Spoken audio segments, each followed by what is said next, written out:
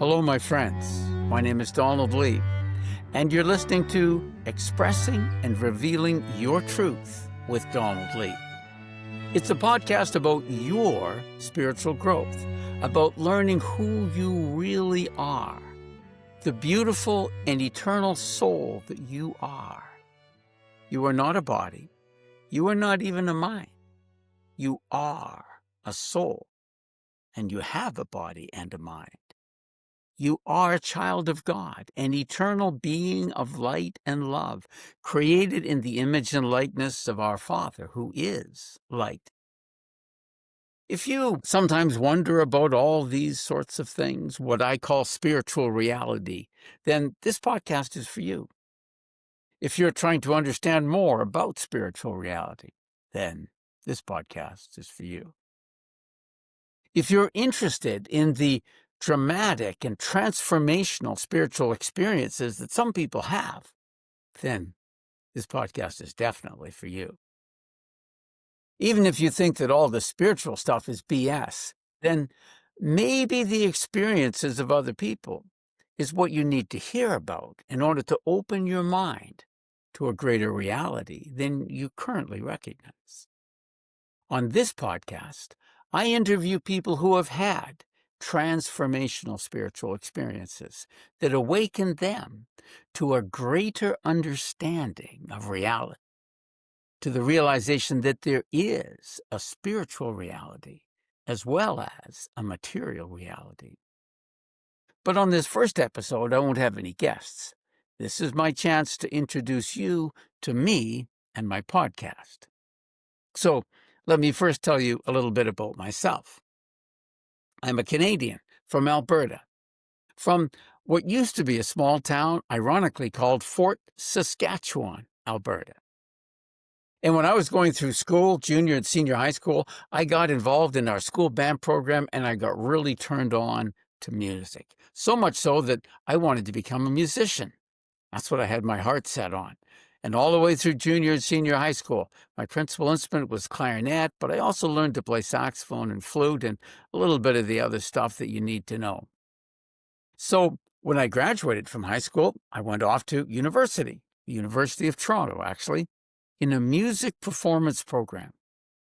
But after about a year or so in that program, I began to realize that I might be able to make a career in music and still not a living. One time, years ago, a friend of mine said to me, "Hey, Don, how are a musician and a large pizza the same?" I said, "I don't know." He said, "Both can almost feed a family of 4. That's about what it's like to be a professional musician. So I ended up dropping out of music, dropping out of university, but then I didn't know what to do with my life since I'd spent my whole teenage years with my goal of becoming a musician.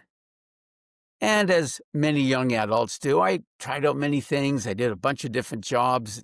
And at one point, I needed a job for a few months, to get a little bit of money together so I could go off and do something exciting with my life.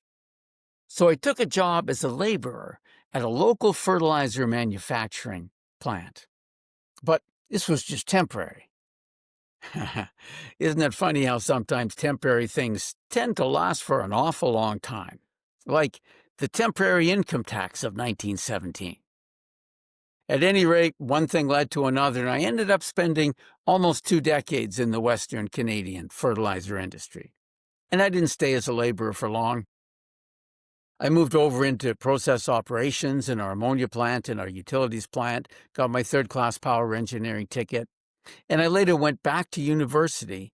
I was technically a full-time student at the University of Alberta for 4 years, while I was still working full-time shift work at the plant and trying to be a full-time husband and a full-time father to 4 kids, and as you can imagine, doing badly at everything. But I finally graduated from university in 1990 with a degree in economics. And with that, I managed to stick my foot in the door of the marketing department, and I worked in fertilizer marketing for several years and then later moved over into a marketing role in our fertilizer new products research group. But in 1999, the company had gone through some mergers and acquisitions, and they hadn't achieved the synergies they were expecting. Remember that word, synergies? Yeah, it kind of meant that they wanted to get rid of a lot of people, which is exactly what they wanted to do. And so they announced that they wanted to get rid of at least 500 people, and I ended up being one of them. So I went back to my first love, which is music, of course. I went back to the University of Alberta and I did a second degree in education. And right about the turn of the century, I became a newly minted band director. And then I spent almost 2 decades as a band director and a teacher, mostly in Alberta. But when our last finally graduated from high school, my wife and I went and had a little overseas adventure, and I taught for a few years in Kuwait and a few years in Pakistan. And all of this time, I was on a spiritual quest to learn more about spiritual reality. What is really true about me, about us as humans, about the universe and the nature of reality, etc. All the great existential spiritual questions of life. Actually, I got turned on to this as a young teenager. I was curious about lots of things, as teenagers often are. And funnily enough, I met another student at band camp who introduced me to Edgar Cayce. And I ended up reading quite a few of the Edgar Cayce books during my teenage years. And also, our school band director throughout junior and senior high school was also a Protestant minister. And we often got little mini sermons as part of our band rehearsals. So I learned a wee bit about Protestant Christianity. And I started reading many of the great spiritual books in our world. I read the Bible and the Quran. I read Siddhartha by Hermann Hesse and the Bhagavad Gita.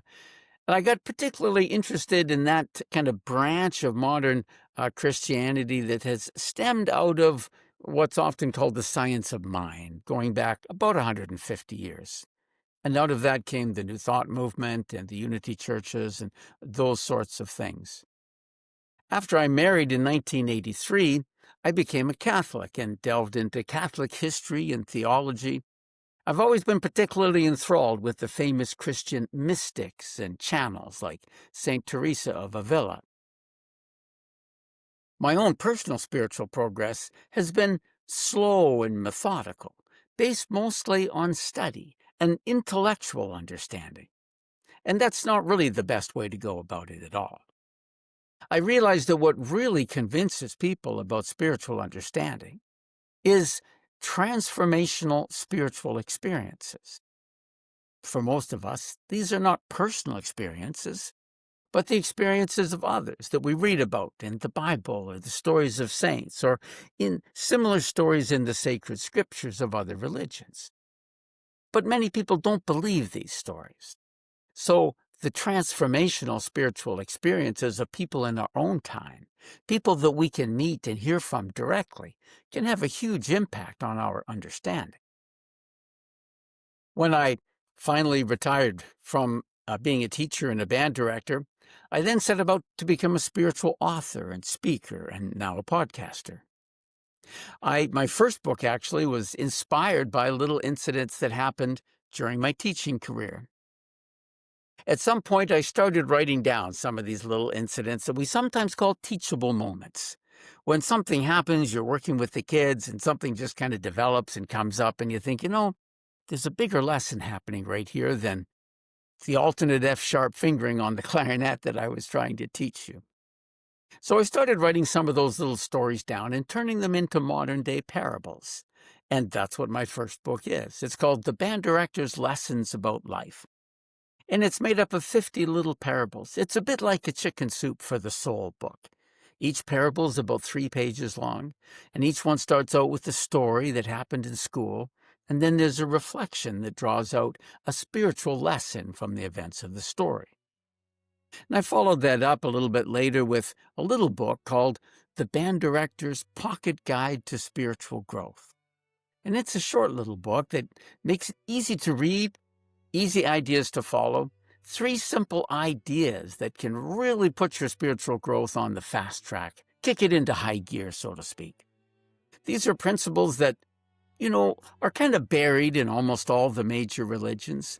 And so I've kind of pulled them out and given them names that we don't often hear about and made it so that it's easy for anyone to follow this 3-step little process. I've also recently completed and published a study guide to go along with the Book of Parables. It turns the Book of Parables into a year-long course in spiritual development. You spend a week on each of the 50 parables, either in your own individual study or with a group. Works better with a group sometimes, but it can be used as a study guide both individually or for group study. And there's a little bit more instruction on each parable about the meaning and how to apply it in our lives. And there's discussion questions and reflection questions and a meditation for each week. So these are the 3 books in my Band Directors series of books. Also, when the COVID campaign happened, I was driven down the rabbit hole, like so many other people, as they say, to try to figure out what was really going on because nothing made sense anymore. And my 2 books in what I call the Way Forward series help people to understand what's really going on in our world and what we can sensibly do about it. So the first book is called What the Hell is Going On? And the subtitle is The Web of Fraud That is Enslaving Everyone and How We Can Escape to Freedom.